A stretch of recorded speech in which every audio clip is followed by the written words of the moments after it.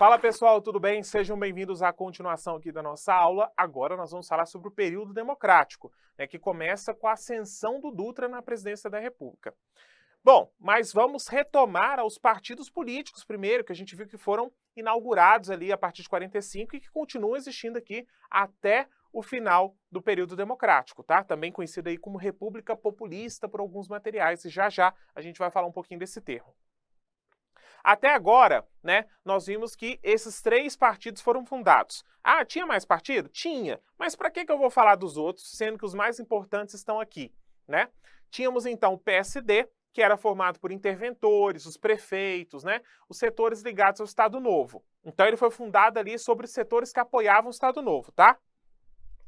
Ele é um perfil mais de centro, mais pragmático. Ele quer o poder pelo poder, digamos assim, tá?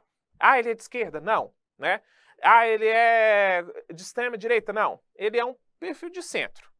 Tem uma frase muito famosa do Tancredo Neves, que foi desse partido, que diz: entre o Capital, do Karl Marx, entre a Bíblia e o Capital, o PSD fica com um diário oficial. Ou seja, a gente não quer saber nem desses camaradas de direita, nem desses camaradas de esquerda. A gente quer mesmo é o poder, a gente quer o diário oficial, beleza? É uma frase ótima para mostrar que o PSD quer o poder e ele fica no poder durante boa parte dos governos que a gente vai ver aqui. As principais lideranças dele foi o meu colega aqui, meu conterrâneo, o ilustre JK, e esse camarada aqui, Eurico Dutra, que, convenhamos, não é gente boa não. Bom, tivemos aqui também o Partido Trabalhista Brasileiro, fundado também por apoiadores do Vargas. Então esses 2 partidos estarão juntos, formando chapas eleitorais na maior parte das candidaturas a presidente que tiver aqui em seguida. Foi assim com o Dutra e foi assim com a maior parte também, que a gente vai ver, a seguir. Então eles estão quase sempre juntos, beleza? Formando chapas.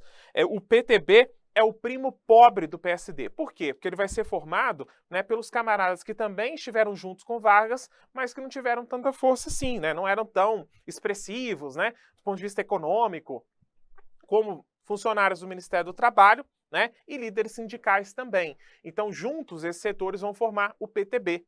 E aí o PTB vai surgir para defender o legado do Vargas, a própria exaltação da imagem de Vargas como provedor de direitos sociais, o pai dos pobres, E quem vão ser as principais lideranças desse partido? O próprio Vargas, que vai se filiar ao PTB, o João Goulart, que a gente vai falar mais dele depois, e o Leonel Brizola, que é cunhado do Jean Goulart, ou Jango, que a gente vai falar dele também. Bom, contra esses 2 partidos, em praticamente todo esse período, vamos ter a União Democrática Nacional, a UDN. Os udenistas são quem? Políticos, militares, empresários, intelectuais e estudantes que estão contra o Vargas. Ele tem um discurso antigetulista e geralmente um discurso liberal, que vai se chocar às vezes com o nacionalismo do Vargas. A gente vai falar um pouco mais disso depois. Quem são os principais líderes? Esse camarada que está aqui, o Carlos Lacerda, que depois a gente vai falar dele, o Afonso Arinos, o próprio brigadeiro Eduardo Gomes, tá? Beleza? Bom, como eu disse para vocês, esse período é chamado por alguns materiais de República Populista, Mas vocês devem ter percebido que eu chamei ele de experiência democrática. Por que populismo? Bom, o termo populismo foi muito utilizado por alguns historiadores, alguns cientistas políticos, sociólogos, para dizer de um fenômeno que eles achavam que existia aqui no Brasil e também em outros países da América Latina. O que é o populismo? Basicamente é um estilo de governo baseado na manipulação dos trabalhadores por uma liderança carismática que buscava conciliar os seus interesses com os interesses das outras classes. Então nós temos, por exemplo, Vargas, que é um camarada da elite, dirigindo o seu discurso para os trabalhadores para fazer um discurso conciliatório, tentando aí conciliar interesses da sua classe com as classes populares. Isso seria o populismo. Então, com isso, ele estaria manipulando os trabalhadores. Para as pessoas, para os teóricos que gostam desse conceito de populismo, eles acham que isso aconteceu na Argentina, aconteceu no México, aconteceu em vários países, tá? Bom, para aqueles que acham que o populismo existiu, a população, ela não é sujeito da política, ela é basicamente o quê? Manipulada pelos populistas. Então o povo está sendo manipulado pelo Vargas aqui, para quem acha que realmente tivemos um populismo aqui, tá?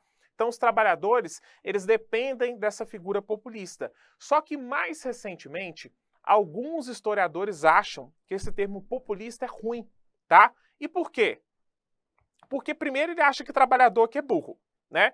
O trabalhador é burro ao ser manipulado pelo populista, no caso Vargas ou qualquer outro político. Mas será que o trabalhador não tem consciência? A gente viu que não é bem assim. Esses trabalhadores que apoiam Vargas estão apoiando Vargas porque eles estão tendo transformações reais na vida deles. Então por que não apoiar o Vargas? Dá para dizer que eles são burros por isso? Que eles estão sendo manipulados? Não, né? Outro problema aqui também é que, para esses críticos desse conceito de populismo, é um termo muito vago. Quando você fala república populista, você está julgando muito político aí no mesmo balaio. Gente como Vargas, Carlos Lacerda, Brizola, Dutra, Brigadeiro Eduardo Gomes, gente que não tem nada a ver um com o outro. Falar que república populista, parece que todos são populistas. Então é um conceito meio estranho, né? E aí esse texto fala um pouco isso, né? Mas afinal, quem são os populistas? Difícil saber, pois depende do lugar político em que o personagem que acusa se encontra. O populista é o adversário, o concorrente, o desafeto. O populista é o outro. Você nunca vai chegar e falar, eu sou populista, né? Ou então, o meu candidato que eu apoio é populista. Você vai falar, não, aquele populista, aquele demagogo, né? Populista como sinônimo de mentiroso, de demagogo, de manipulador. Então, assim, a partir do momento em que populismo se torna uma crítica, uma ofensa, fica difícil usar isso como um conceito, né? Então, esse texto está criticando isso. Trata-se de uma questão eminentemente política e muito possivelmente político-partidária, que poderia ser enunciada da seguinte maneira: o meu candidato, o meu partido, a minha proposta não são populistas, mas o seu partido, aquele seu candidato, aquela sua proposta política, esses são populistas sim. Então populista é sempre o outro e nunca eu mesmo, tá bom? Então por isso que hoje o termo populista tem sido cada vez menos utilizado e provavelmente não aparecerá na sua prova, tá? Mas se aparecer, você tem que pensar, né, ele dessa forma aqui, né, como uma figura carismática que está manipulando as massas, tá? E o Vargas como a principal figura representante desse populismo, tá? Mas a tendência é esse termo aparecer cada vez menos nas provas justamente por causa disso, tá bom? Porque hoje ele é um xingamento, não é bem um conceito, tá? Bom, mas a gente parou, né, na ascensão do governo Dutra como presidente do Brasil, apoiado aí pelo Vargas, né, um apoio discreto, juntamente com os trabalhadores, né, que foram na fake news lá, né, do Brigadeiro contra os marmiteiros. Então o pessoal falou, eu não vou votar nesse candidato aí dos granfinos, né, e tal. Então o Dutra ganha aqui no final das contas.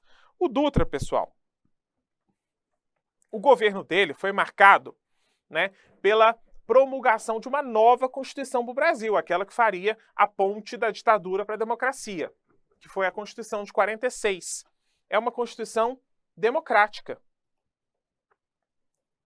É uma Constituição de caráter democrático, que reconhece direitos, né? Ela vai manter os direitos sociais que foram conquistados com Vargas, reconhece direito ao voto, direito a ser votado, coisa que a ditadura tinha acabado, né? Torna o voto obrigatório aqui para os maiores de 18 anos, tanto homens quanto mulheres, né? Então, isso é uma inovação. E os analfabetos não podem votar aqui e nem os militares que estão cumprindo serviço militar obrigatório, tá? O mandato presidencial é de 5 anos ao invés de 4, tá? Então, é o único momento aqui da história que a gente tem mandato de 5 anos, né? No pós-Vargas, tá? Uma coisa que marcou muito também o governo Dutra foi o discurso anticomunista. Pessoal, o PCB, Partido Comunista Brasileiro, que estava na ilegalidade lá na época da ditadura, do Estado Novo, ele volta aqui, ele é recriado, né, com Prestes, e eles ganham, né, algumas cadeiras lá na Assembleia, elegem alguns deputados, tá? É um partido que mostra relativa expressividade. E aí, nesse contexto, o discurso anticomunista está muito forte, o ódio aos comunistas, tá? Então, o Dutra, né, durante o governo Dutra, ele vai romper relações com a União Soviética nesse contexto, né? E mais do que isso, na época, o Tribunal Superior Eleitoral vai cassar o registro do Partido Comunista Brasileiro. Sobre qual pretexto? Diz, bom, os partidos brasileiros têm que ser nacionais. né, o PCB ele representa, né, ele é o Partido Comunista Brasileiro, ele representa os interesses comunistas. Qual país que é comunista? Moscou. Então ele está representando os interesses de outro país e não do Brasil, por isso que a gente pode caçar ele. Então foi um pretexto, né, que foi utilizado aqui para extinguir o PCB. Não podemos deixar de levar em conta, né, que por trás de todo esse temor do Brasil ser, né, transformado, né, num país comunista, há também o fato de que os comunistas estavam conseguindo votos aqui nesse contexto, né? Eles não estavam mais querendo fazer revolução, depor o governo, eles estavam querendo ganhar pelo voto e estavam conseguindo ter alguns votos. Então é possível também que por trás desse medo tivesse aí um temor de que eles competissem mais, né, com os candidatos dos outros partidos, tá bom? Bom, uma coisa que marcou muito o governo Dutra também, né, foi a aproximação com os Estados Unidos, né, um apoio restrito aos Estados Unidos na época da Guerra Fria, do pós-Segunda Guerra Mundial, e inclusive permitindo a entrada de capital estrangeiro aqui no Brasil. Essa entrada irrestrita de capital estrangeiro, né, vai acabar consumindo a nossa capacidade financeira, né, e aí o nosso país vai sofrer uma grave inflação aqui, tá? Inclusive, essa aproximação irrestrita do Dutra com o governo dos Estados Unidos, né? Nesse momento aqui, tem dois países fortes no mundo. Estados Unidos representando o capitalismo e União Soviética representando o comunismo. O que o Brasil do Dutra faz? Vamos apoiar 100% os Estados Unidos. Vamos até romper relações diplomáticas com a União Soviética. Nós somos totalmente pró-capitalismo. E aí o Dutra se aproxima muito dos Estados Unidos nessa época. Aí tem uma anedota, né, um caos que dizem aqui, né, que quando o presidente dos Estados Unidos, Harry Truman, encontrou com o Dutra, ele chegou para cumprimentar o Dutra, né, e aí disse, "How do you do, Dutra?", né, perguntou como você está e tal. E o Dutra, né, que não era lá um posto de inteligência, né, respondeu, "How true you true, Truman?". Então ele achou que o do é porque ele chamava Dutra, né? Vai responder o "How true you true, Truman", né? É um caos aí que o povo conta, você sabe que o povo aumenta, mas não inventa, né? Então é um caos aí para lembrar a aproximação, né, entre o Dutra, entre o Brasil e os Estados Unidos, beleza? Nesse contexto aqui.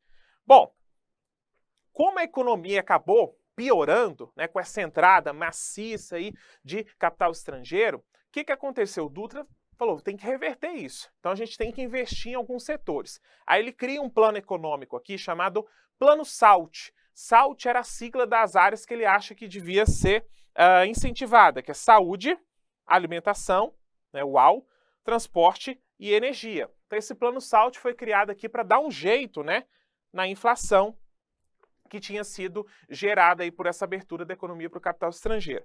No final das contas, não funciona muito, tá? Você basicamente tem que saber que associar o plano SALT ao governo Dutra e tá tudo certo, tá? Bom, falamos um pouquinho aqui sobre o governo Dutra. O governo Dutra não foi lá muito popular não, né? Afinal de contas, aumentou o custo de vida aqui, é uma figura que não manteve contato com o Vargas, e aí o Vargas, nesse contexto, né, ele tinha ficado um pouco afastado da política. Conforme o mandato do Dutra ia chegando ao fim, alguns setores esperavam, agora o Vargas vai voltar, agora o Vargas vai voltar. Lembra que ele falou? Eu voltarei, e nos braços do povo. Então o pessoal falou, Vargas vai voltar. E aí vários setores começaram a cortejar o Vargas, né, para dizer, seja o candidato, seja o candidato. E aí o Vargas aceita ser candidato na eleição presidencial de 1950, tá? E aí em 3 de outubro de 50, o Vargas vai ser eleito presidente da República ao obter 48,7% dos votos válidos. Inclusive, ele derrotou mais uma vez o brigadeiro Eduardo Gomes, que tinha sido candidato aqui novamente, tá? Então, o brigadeiro perdeu em 45 para o Dutra e perdeu em 50 para o Vargas, tá? Candidato da UDN. O que o Vargas dizia que ia fazer que, se eleito, e pela primeira vez, né? Pela primeira vez ele estava chegando ao poder por meio do voto direto, né? O que ele dizia que ia fazer que, se eleito? Ele adotaria um discurso nacionalista, ou seja, continuaria, né, a investir nas obras públicas, né, para garantir a independência econômica do Brasil, a garantir aí o alavancamento da industrialização do Brasil contra interesses estrangeiros, tá? Ele também tinha um discurso defensor das reformas sociais. Nós vamos manter tudo que nós criamos para os trabalhadores e vamos avançar ainda mais. Ele dizia que ia ampliar direitos para os trabalhadores do campo agora, só que ele não consegue, tá? Aqui a gente tem, né, um quadro Vargas, isso porque na época da campanha dele ficou muito famosa uma marchinha, né, que era uma espécie de jingle dele que dizia: bota o retrato do velho outra vez, bota no mesmo lugar, o sorriso do velhinho faz a gente trabalhar. Ou seja, né, nessa campanha, nessa marchinha dizia o quê? Bota o retrato do velho. Quem é o velho? Getúlio Vargas. Bota no mesmo lugar. Ou seja, volta o retrato oficial do Getúlio Vargas aí nas paredes de todo o Brasil, porque ele vai voltar agora a ser presidente do Brasil. O sorriso do velhinho faz a gente trabalhar. Por quê? Porque ele tinha um discurso trabalhista, investia, né, na melhora das condições dos trabalhadores, beleza? Bom, com isso ele foi eleito, né? Foi eleito aí com 48,7% dos votos. A gente tem até alguns panfletos aqui, né, da época. Ele voltará, porque em vão há de bramir a vaga do despeito, em vão há de rugir o ódio velho ou novo, mas esse será o candidato eleito pela vontade unânime do povo. E aí tem aquele do lado também: ele voltará. Brasileiros, não assumam compromissos com políticos reacionários. Ele voltará conduzido pelo povo. E ele ganhou, né? Ele voltou ao poder. E quando o Vargas volta ao poder, ele tem um discurso nacionalista. E uma das principais medidas aqui do governo Vargas foi a criação da Petrobras, tá? O que é a Petrobras? Vai ser uma empresa responsável por conduzir a política petrolífera do país. Então, vai ser uma empresa estatal, uma empresa do Estado, tá? Conduzida pelo Estado, que vai explorar o petróleo, refinar o petróleo e distribuir o petróleo. Então, ela controla todas as etapas do petróleo, tá? No primeiro momento, ninguém sabia exatamente se a empresa seria assim, a empresa que seria criada, tá? Ela foi criada por meio de uma lei, em 51. Aí, em 52, né, que é aprovada.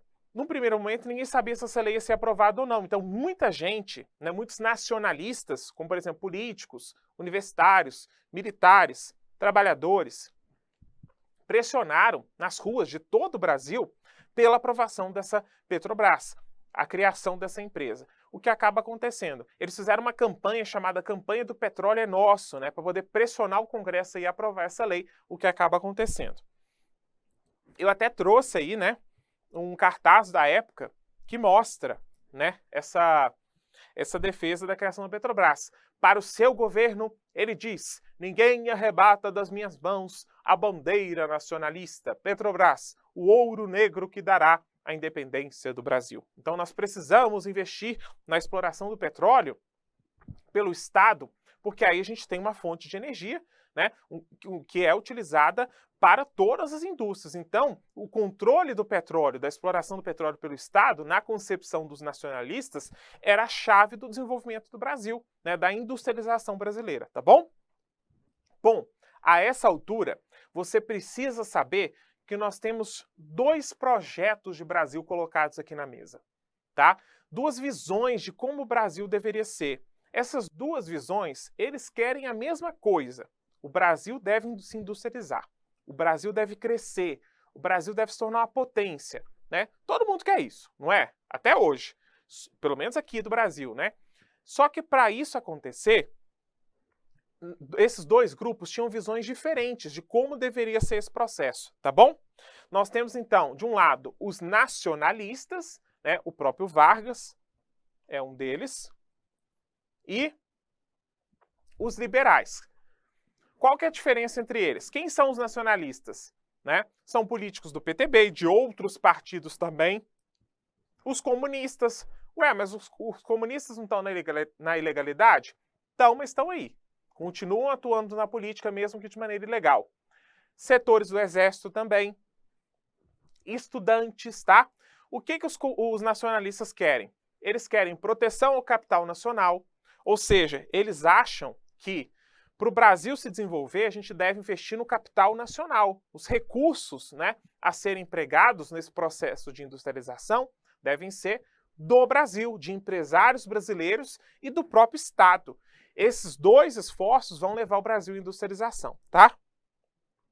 Manutenção de empresas estatais para poder impulsionar esse processo. Então, o Brasil deve manter aqui, o Estado brasileiro, algumas empresas, ele próprio também, como a Petrobras. Fronteiras comerciais mais fechadas, Ou seja, o mínimo de intervenção está de fora no nosso projeto de industrialização. Por quê? Os nacionalistas pensam assim: o Brasil está aqui. A gente quer tornar o Brasil industrializado, né? Para o Brasil ser alguém lá fora.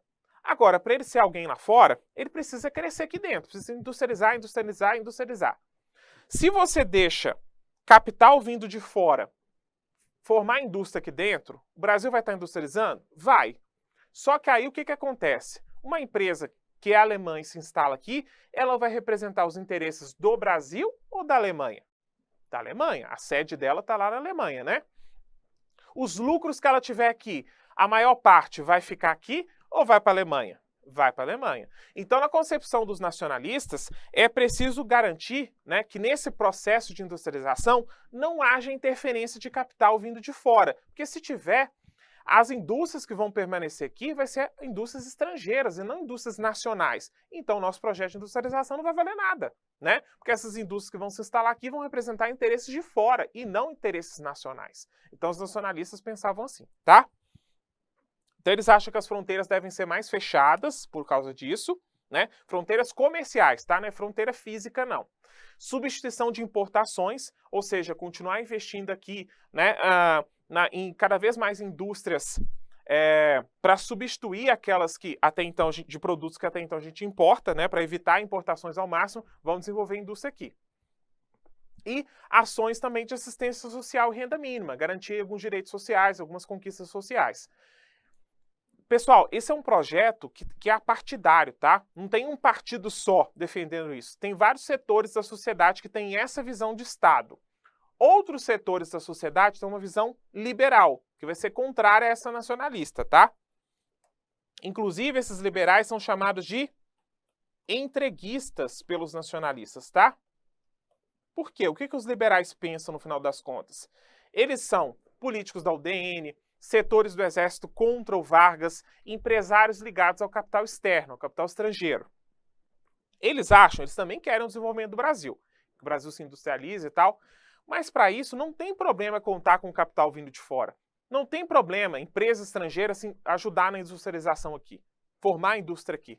Para eles está ótimo também. O Brasil vai se industrializar, vai melhorar de qualquer jeito. Então esse setor é chamado de entreguista pelos nacionalistas, porque os nacionalistas estão dizendo: olha, vocês estão entregando o Brasil para a mão dos interesses estrangeiros. Enquanto os liberais vão chamar os nacionalistas de varguistas, porque eles acham, né, que eles estão basicamente fazendo o que o Vargas manda, tá? Então, eles vão falar: seus varguistas, seus getulistas, né? Seus getulistas. Vocês são tudo capanga do Vargas, tá? Então, esses dois setores, eles têm visões de país completamente diferentes, tá bom? E aí, né, há aqui uma vitória dos nacionalistas acerca da criação da Petrobras, beleza? Bom, embora o Vargas tenha conseguido criar a Petrobras, a situação para ele não melhora nos anos seguintes. A partir de 53, ele começa a sofrer uma crise econômica, uma crise política, uma crise econômica. O cenário para ele não tá bom. Por quê? Para começo de conversa, mesmo tendo apoio dos trabalhadores, o custo de vida aqui está muito alto. Então, alguns trabalhadores começam a sair à rua exigindo aí que o Brasil, o governo, faça alguma coisa. Ah, mas os trabalhadores não gostam do Vargas? Gostam, mas eles são assim: Vargas, a gente elegeu. Agora tem que fazer alguma coisa, porque a situação está difícil. Estamos passando pela carestia, ou seja, está tudo muito caro, as coisas estão faltando, né?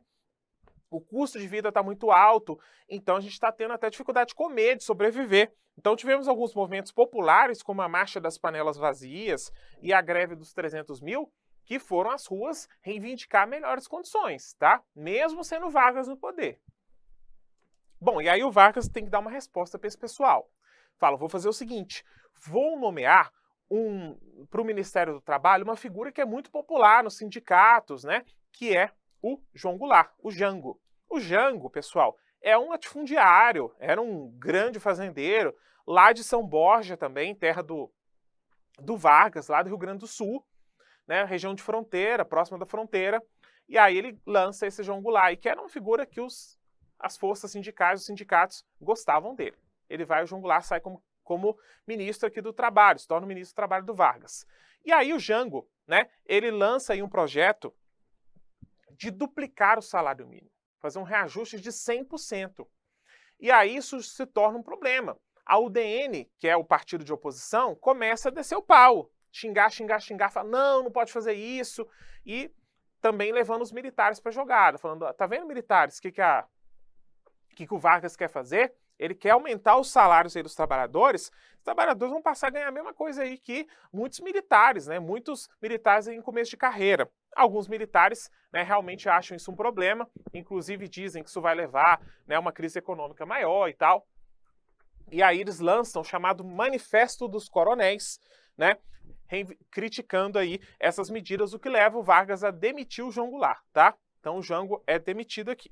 Bom, depois desse Manifesto dos Coronéis, surge uma outra polêmica aqui. O Vargas, pessoal, ele basicamente tinha, desses jornais grandes do Rio de Janeiro, apenas um apoiava ele. Não era o Globo, não era o Correio da Manhã, não era o Tribuna da Imprensa, que era um jornal movido aqui por um udenista chamado Carlos Lacerda, era um jornal chamado Última Hora. Esse Última Hora era basicamente o único grande jornal do Rio, né, da capital, a apoiar o Vargas. E aí começaram a surgir umas denúncias de que o Última Hora estava sendo financiado pelo Vargas, por isso que ele estava fazendo isso e tal. E aí os deputados instalam uma CPI, uma comissão parlamentar de inquérito, para investigar se estava tendo beneficiamento ou não. Moral da história. Foi averiguado alguma coisa que ligasse diretamente o Vargas a esse jornal? Não. Mas mesmo assim, isso acabou, essa denúncia de corrupção, né, acabou servindo para sangrar a imagem do Vargas, tá bom? Bom, para piorar tudo, um belo dia, o Carlos Lacerda, né, que era a principal voz contra o Vargas, né, no Congresso, o Carlos Lacerda era deputado pela UDN, partido contra o Vargas, e ainda por cima era jornalista, dono de um jornal chamado Tribuna da Imprensa, que vivia malhando o Vargas, descendo a lenha nele todo dia.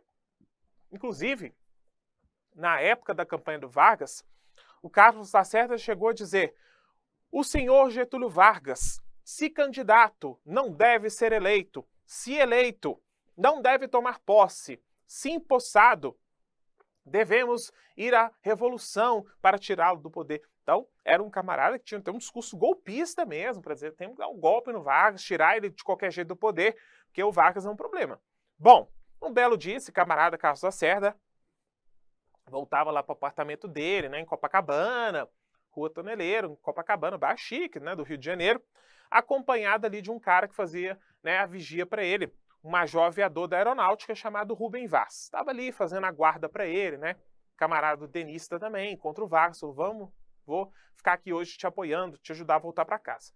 Os dois estavam voltando, né, por esse apartamento, até que surgem alguns homens disparando tiros contra o Carlos Lacerda. Um único tiro pega no pé do Carlos Lacerda, mas outro tiro atinge mortalmente esse major aviador da aeronáutica, Rubem Vaz, e ele morre ali mesmo. Esses pistoleiros saem correndo pela calada da noite, ninguém conseguiu ver exatamente quem eram eles. E aí o Carlos Lacerda aproveita para fazer um show, né? Aparece aí, se deixa fotografar carregado, né, por dois soldados, mas levou um tiro no pé, né? Não precisava desse teatro todo, né? Mas ele aproveitou, porque ele falou, agora é que eu vou acabar com o Vargas de vez, né? Começaram a acusar o Vargas de ter sido o mandante do crime, e aí começou a investigação. Quem mandou matar Carlos Lacerda? Quem foi? Né? Será que foi o Getúlio Vargas? Começaram a fazer a investigação e a aeronáutica falou, não, peraí, não, essa investigação não vai correr aí na polícia nem nada não. Eu mesmo vou pegar, porque morreu aí um oficial meu. E eles começaram a investigar, eles próprios, né? Instalaram ali uma base de investigação no Galeão, no aeroporto do Galeão. Aí a oposição começou a falar, ali existe a República do Galeão, porque eles acham que pode fazer o que quiser, é quase que um poder paralelo, que foi montada uma força-tarefa ali para poder investigar quem mandou matar Carlos Lacerda e quem matou, né, o major aviador Rubem Vaz. A investigação foi correndo, até que descobriram que o mandante do crime tinha sido ninguém mais, ninguém menos do que Gregório Fortunato. Quem é Gregório Fortunato? Ninguém mais, ninguém menos do que o chefe pessoal da guarda de Getúlio Vargas. Ou seja, o chefe da segurança de Vargas mandou matar o Carlos Lacerda. Aí você deve estar pensando, não, então foi o Vargas, certo? Foi o Vargas que mandou matar. Se for o Gregório Fortunato que foi o mandante, óbvio que tem dedo do Vargas aí. Mas é claro que não, gente. O Vargas não é burro.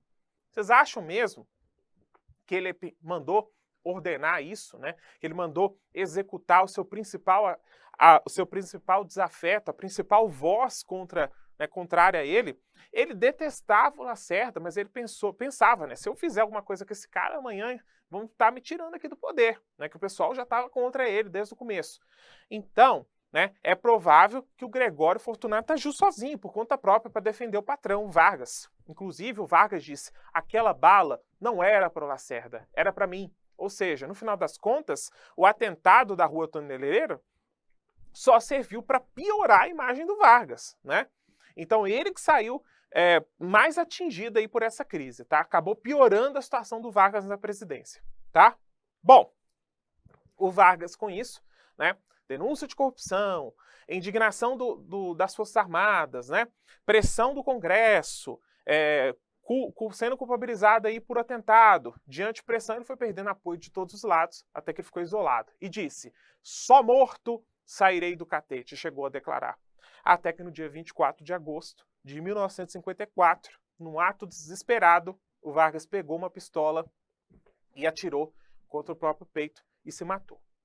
Quando ele se mata, o povo sai atordoado pelas ruas. O Vargas que tinha transformado tanto o Brasil, morreu. Está morto agora. E agora que ele morreu, a população não está acreditando nisso. E falou, o Vargas suicidou, mas alguém foi culpado por essa morte. Os jornais que passaram dia após dia após dia criticando o Vargas, eles são responsáveis pela morte do Vargas. Os norte-americanos são responsáveis pela morte do Vargas, né? São contra os interesses nacionais. O Carlos Lacerda, que tanto tempo passou criticando o Vargas no jornal dele, no Congresso, que ele é deputado, ele também é responsável pela morte do Vargas. Então o povo saiu para as ruas, depois de ouvir, né, que o Vargas tinha suicidado, primeiro para saber se era verdade mesmo. É verdade o que eu estou ouvindo? E muitos ficaram tão indignados que saíram para as ruas para fazer justiça, né? Pelo menos o que eles achavam que era justiça.